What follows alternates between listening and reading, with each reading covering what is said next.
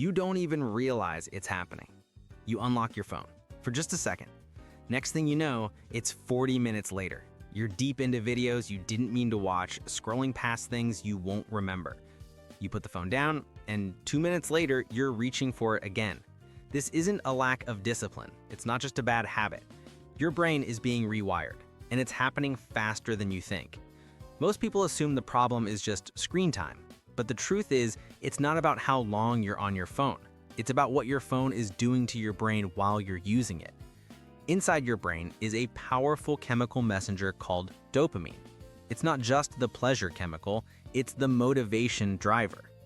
Dopamine is what makes you check your phone 100 times a day, not because it's fun, but because it might be fun. That maybe is addictive.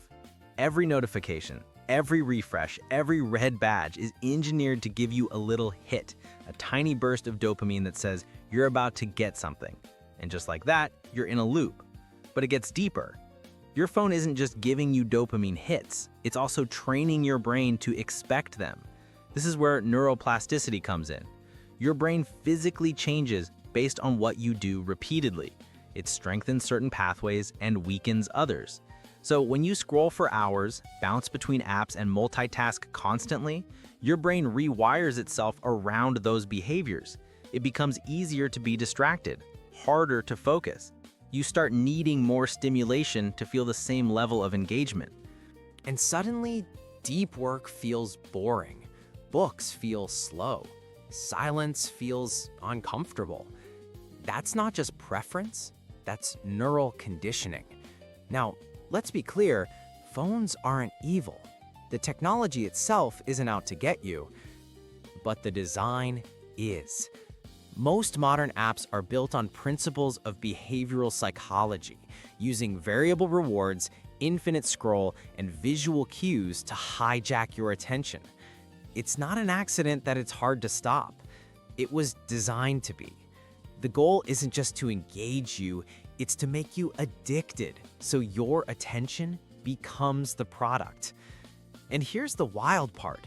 Your brain doesn't know the difference between useful screen time and mindless screen time. It just adapts to what you do most often.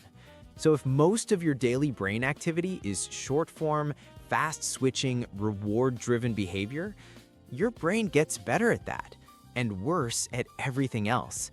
This isn't just theory. Brain scans have shown measurable differences in the prefrontal cortex, the part of your brain responsible for focus, decision-making, and impulse control, in people with high daily phone use. We're literally reshaping our cognition without realizing it. And because it happens gradually, we don't feel it. But over time, the effects build up. More distraction, more anxiety, less patience. Less joy from the slow things, like a conversation, or just being alone with your thoughts. So what do? We don't need to throw our phones away. We need to reclaim our attention. That starts with awareness, knowing that your attention is valuable and it's being fought over. Then create friction between you and the impulse. Turn off non-essential notifications. Move dopamine-triggering apps off your home screen. Use grayscale mode to reduce the visual stimulation. And most importantly, start training your brain to be bored again. Let yourself be unstimulated. Let your mind wander. That's where creativity comes from. Every time you resist the loop, even for a minute, you're rewiring your brain in the opposite direction. Back toward focus, back toward clarity. Your brain is always changing. The question is, who's changing it? You or your phone? You don't need a detox. You need to take control of the system that's already shaping you. Because your attention is your life, and you deserve to own it.